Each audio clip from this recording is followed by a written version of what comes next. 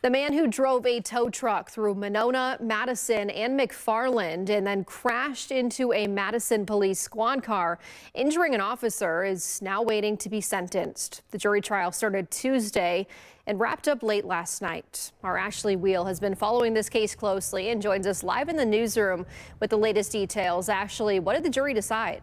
The jury found Christopher Brugger guilty on 13 counts. He was found not guilty for 3 charges. These plus several traffic violations come from an incident last September. This is dash camera footage from that day. Monona police shared this video of their chase with Brugger.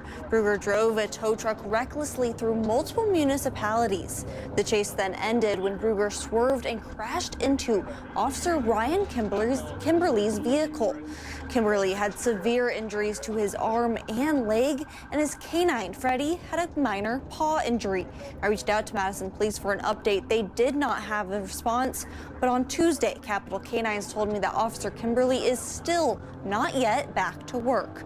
I also reached out to Monona Police Chief Brian Cheney today.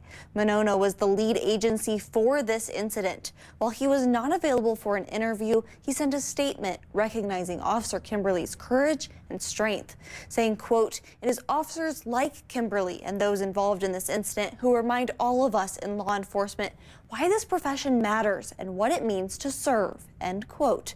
Brugger was found guilty by the jury for multiple charges, including fleeing police, hit and run, reckless driving, and resisting.